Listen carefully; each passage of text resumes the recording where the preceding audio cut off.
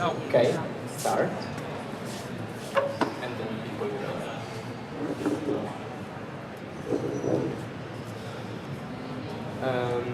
Well, good afternoon, everyone.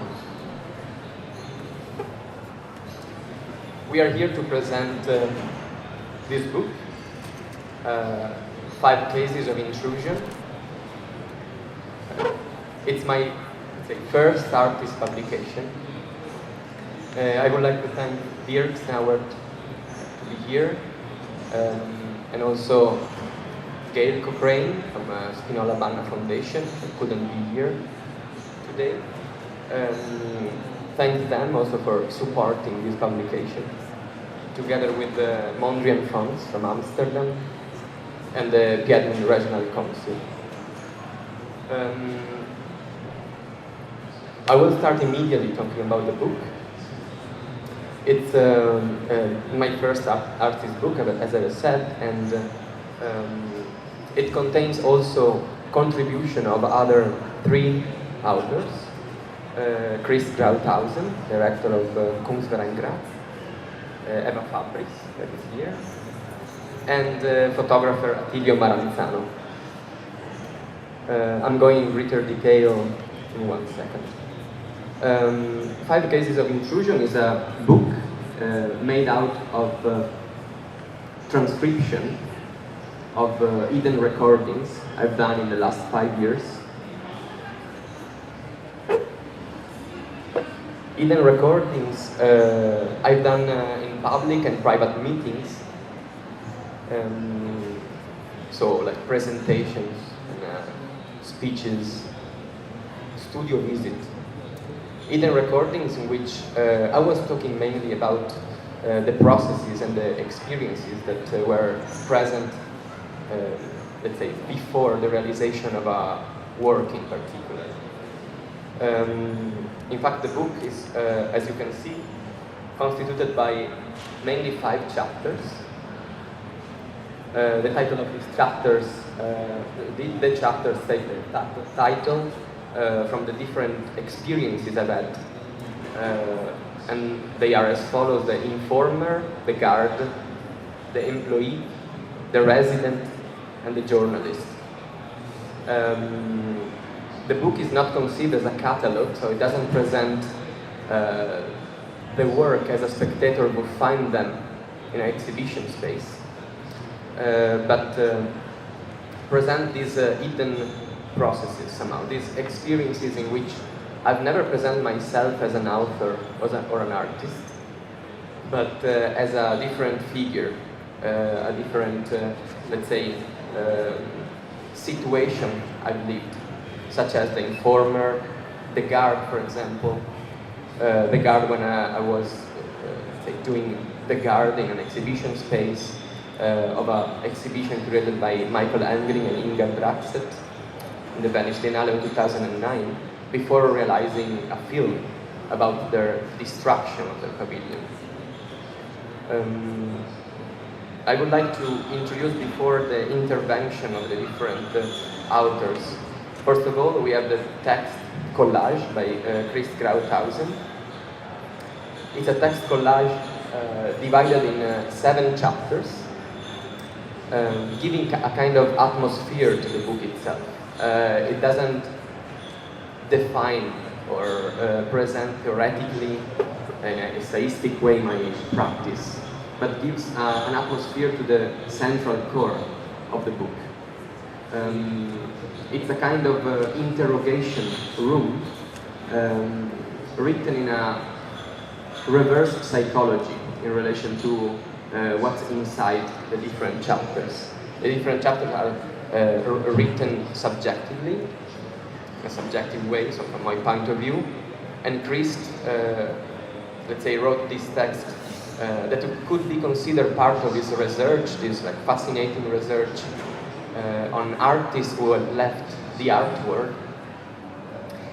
So it introduced the situation, let's say, that are presented in the book. So this is experiences I've had without, let's say, outside the art world, in an everyday life context.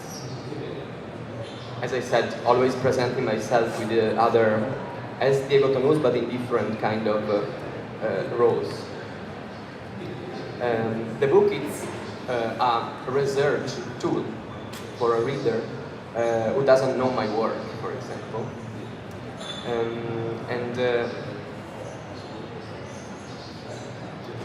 The images that you can find in the book, that you will find in the book, are as follows. As you can see, some portraits of, realized by the photographer Attilio Maravisano, or in collaboration with him, within the city of Turin. Portrait from the back, and the original one are in black and white. Portrait in which I'm blurred, my figure is not in focus. The background is in focus. Portraits done in the city of Turin, different corners. And I present them because it's the best way to present actually the central core of the publication. Because I'm kind of freezed before the moment of taking a decision to go on the left or the right. As in the chapters, in which it's introduced basically my practice or the experiences I've had until the moment of taking the decision of realizing a film or a performance. As I've like, I mean, my practice found a filmic and performative production in the last years. So an important contribution that doesn't define myself as priest text. Here we have the others.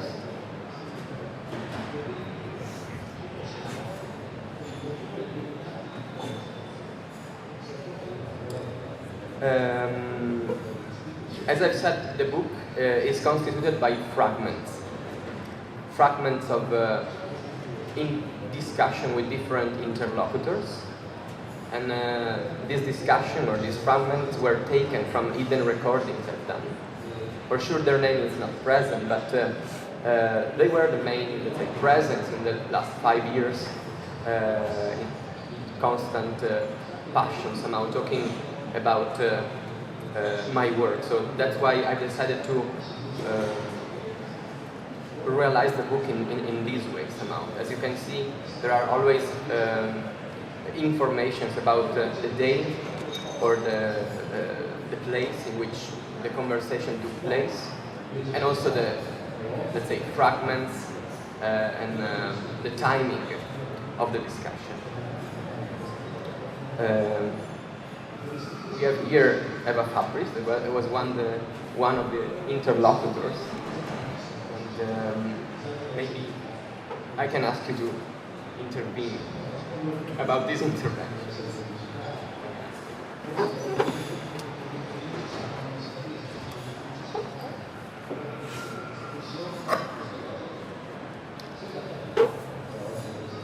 Of course, I would say that we are in front of a practice, in the case of Diego Tonus, that is very well represented by the structure of the book, because as you can see from the colorful, it's also self-edited. So I think the main reason that brought Diego to do this book, as something happened with the conversation and this fragment of conversation that mainly constituted the book, is to speak loud, is to just to better hear at his own voice. So he's kind of trying to point out something that is not exactly self-referred, but it's conceived as a whole that has already its own self-criticizing structure and propositions. So it's interesting that in fact Christ, to find his way of intervening and to adding something, create, as Diego described, his own literary space. He made his own room, as you define, interrogation room. Another way of dialoguing with Diego is trying to interrupt his own flux of description, his own obsessive flux of observation and self-observation.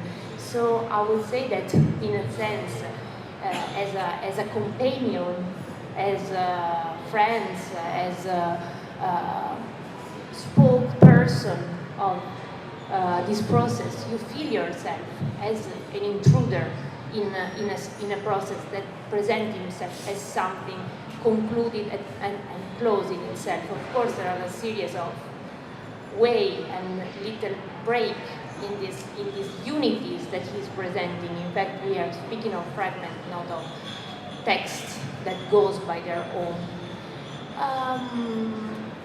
And that's the first thing I wanted to say. I would like Diego to comment a series of presences that are very important in the book, that are other works of art previously done, that are mainly work of art that are based on narration. I'm speaking of movies and novels that are recurrent source in his work. But I would like to point, and I would like to discuss Diego's point, with Diego's point, that we are not in front of an appropriationist practice. It's not even a collage, I would say. It's not a form of homaging other authors. But I would better define his way of finding out other authors or other authorities, as he preferred to name them, for a mirroring process, starting a mirroring process.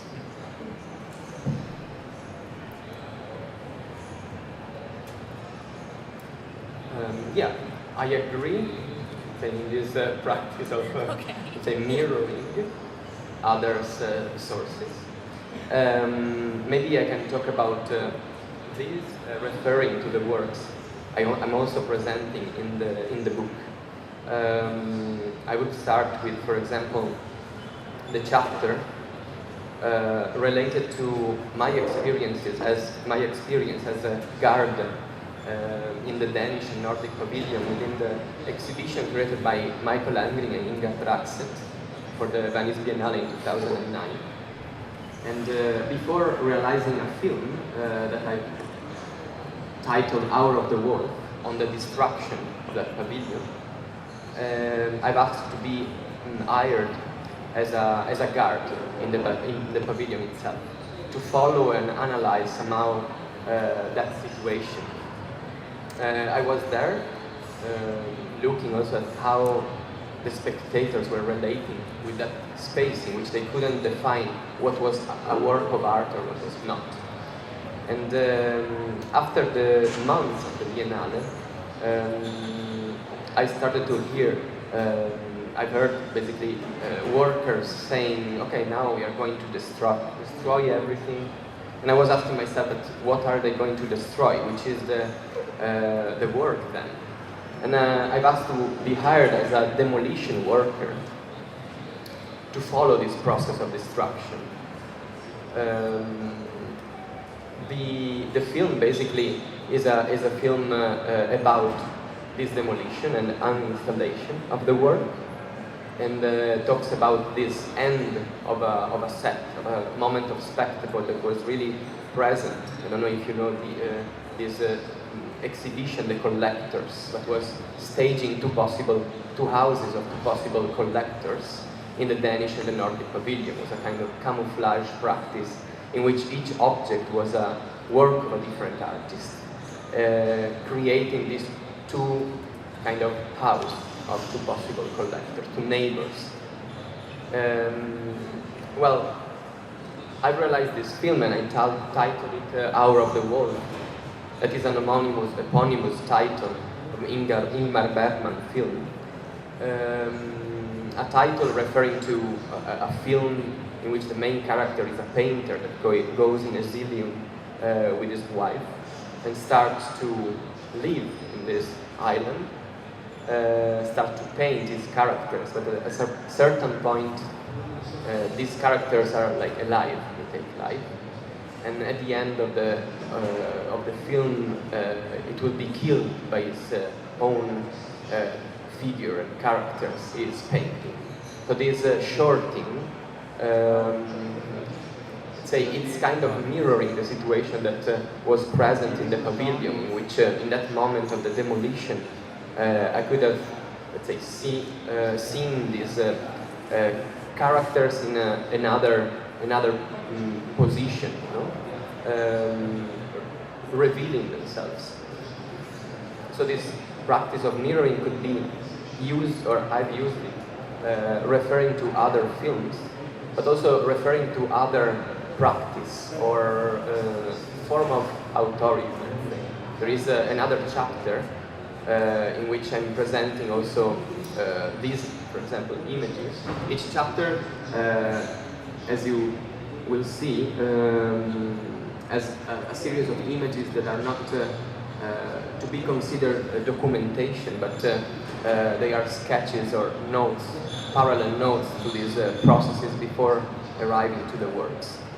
And in this case, for example, we have a transcription, again, of phone callings I've had with an employer that didn't pay me for a work I've done for him. I started to record our phone callings because I was angry to not be paid, of course. A recurring situation nowadays. And I've decided to, for example, this script is referring to a film titled Speculative Speeches, Workers of the World Relax, that you can see also in the pavilion in the stand of Spinola Banner Foundation now. What I've decided was to let the spectators know about this situation of speculation, simply reenacting these phone callings, but within a method of use of the voice invented by an Italian dubber making voice-over for films. This method is using the voice in a kind of crazy way. It devises the voice as it's used in everyday life in four kinds of voices. The blue voice, that is a politician voice, a conclusive voice that doesn't want an answer back. The yellow voice, that is the voice of the radio speaker, always with a forced laughter. The green voice, that is a friendly voice with pauses inside to let the other believe in what you are saying. And the red voice, that is a passionate voice, giving pathos to the other color somehow. And in this parallel method of putting this story somehow in between real and fiction, I'm presenting this, let's say, speculation. So not only the fact that this guy didn't pay me, but also the situation in which I discovered that he was not the person that presented to me, like as an architect, but he was hiding with this factory, a production of fake dollars. So it's also to reveal this speculation.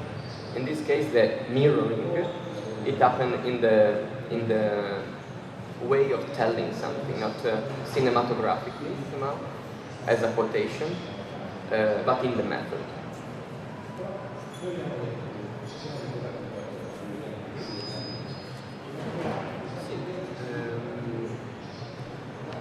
I think also I would like to ask Dirk if he wants to, if he has some question also relating to the book, since to the book, no. I mean, I think it's an interesting dilemma. What this book is revealing is actually as a visual artist. Until now, you've done things secretly, clandestine. So if you say unauthorized, you reauthorize this by publishing this book. You claim it as your work. So until now, most of the people did not know it was a project. Also, a lot of these, let's say, speech acts, or let's say everyday situations, are private. They're not really formal, so they have no contract. You claim it as a piece of art, which is, I think, is interesting because there's a lot of behavior performances, Akonshi and beyond. But it's a kind of a psychotic situation that you have installed. I mean, I can understand to a certain extent certain pieces that you do in certain contexts, but it would be interesting to see why you are putting yourself in a situation of, of an observer who is a cover-up. Because it's kind of contradictory. As an observer, you're kind of distanciated and neutral or objective. It's part of the work, but you're clandestine. And it's like Günter Grass, who went to reveal certain things in German compliments, complete mimic. You're playing actually mimicry. What's the motivation? That is my question. Because is it to reveal the precariousness of an artist situation that you have to go into like fake jobs, precarious jobs to survive? Is it that what you want to reveal? Is it certain behavioral patterns? Is it the split in the self and the other? Is it the fetishization and the fact that you only want to leave immaterial work and not products?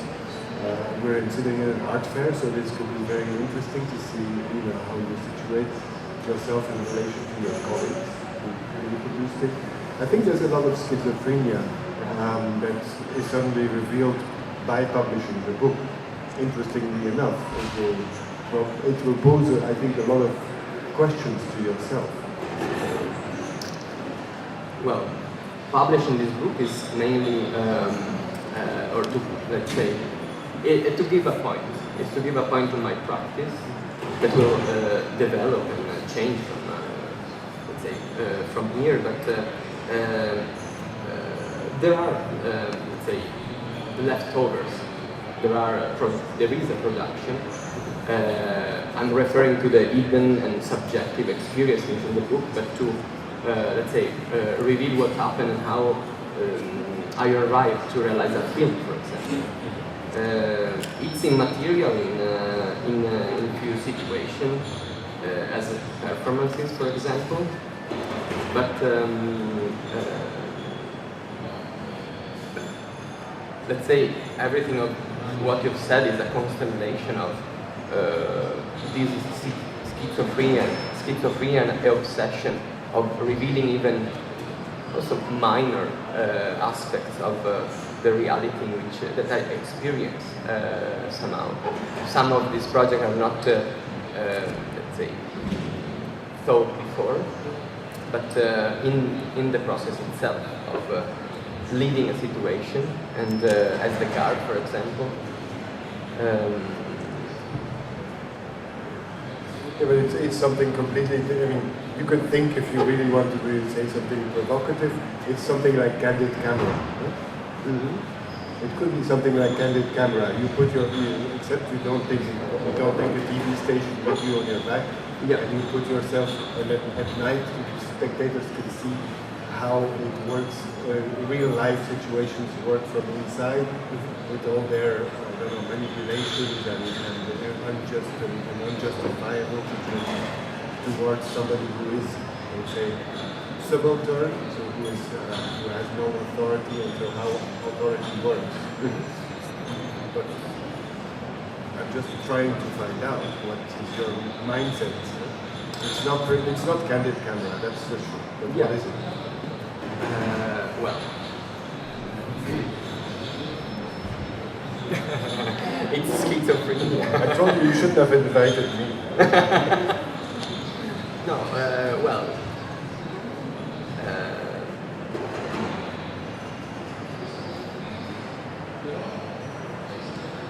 it's a work in which I'm interested in mirroring form of authority and present in social, cultural, let's say, context to reveal hidden aspects and potentiality somehow. Yeah, I would say this. Maybe in respect of the model of a candid camera, I would also observe that in the chronological, or is it in a no? Anyway, I would say that there's a sense of an increasing attempt of controlling situations. So maybe if you can compare the model of candid camera and your attempt to control the situation and to being more and more active towards the situation you are trying to interact with. Maybe between these two attitudes, observing and controlling. Well, the work is a balance in between this controlling and observing. Before I'm an observer, but then let's say I take distance from the situation to be kind of a director somehow of the situation itself, or the kind of line that I use or practice to arrive to the work. For sure, this book is kind of, the candid camera is like the subjective somehow point of view, and it's all about this. I mean, that's why I wanted to realize this book, to create this point that was never published before somehow, and that is totally part of my practice.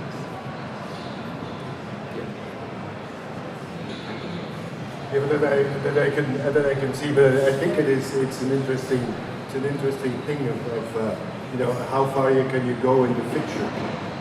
I mean, it's all about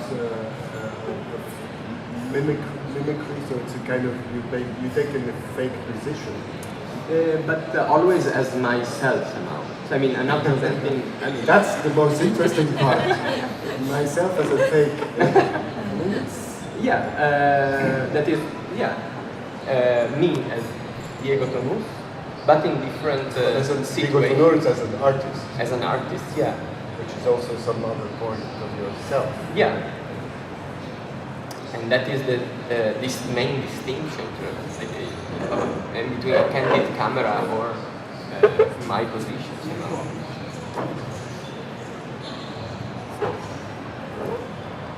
No, but I thought it could also be something that you just, you can also say what to represent, what to work on, what is subject matter. I mean, it's a very fundamental problem. So you just come across, whatever practical situation you have as a young emerging artist. Yeah. You kind of develop your practice, and from those pragmatical situations, you don't depict, I don't know, Marilyn Monroe, you just depict whatever kind of everyday, but then there's still this thing of the not authorized pieces of somebody else's speech that you incorporate in your work. I think there is, I mean, I see here some few things of the residency in Brussels. I'm not sure that I will throw it on the table next week, but I'm not sure they will be so happy to find out that they're in your work. No, they got to know also about the situation. I mean, after I've done the film, I sent them what happened, and the situation there was, I mean, the figure of the guard with which they work usually, or they also work, in this case was from the inside point of the institution, somehow revealing an aspect or a work that was going on even with their attention or presence somehow. So it was to show also this other side after the spectacle, coming back to reality through the let's say backstage of that set. It was also mirroring, to mirror somehow their practice in that case of involving other artists in the exhibition and their practice, like artists such as Sturtevant, for example, and then to continue their intervention. Yeah. So I mean, somehow kaleidoscopically mirroring. If you pronounce Sturtevant, of course, that's a very interesting case, because she never thought she would Joseph Beuys or Andy Warhol, or she did not behave. She does kind of representational practice. It's a different one. It's really about the nature itself of representation. I think that is something that is quite interesting in your work also, that is revealed with the book. It's about the nature of representation. It's kind of divide. It's a shift. It's really margin. I mean, you self-marginalize yourself. I mean, because the artist Diego Tonus does something, but who is the person Diego Tonus in your hands? There are like some coincidence in these two, let's say, figures, you know. And so it's a double, but at the same time somehow merging, you know. What I live, it's becoming part of my work. Yeah. And that's why also I'm presenting, let's say, these subjective and well, I don't think they're subjective. I think they're very objective. No, they are objective. They're like representation. No, objective. Yeah, but talking from a, let's say, my point of view with these different interlocutors and describing my experience of approaching this way.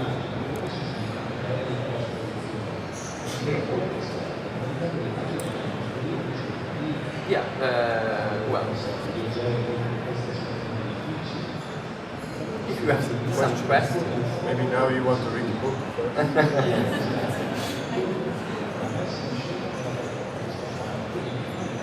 Thanks.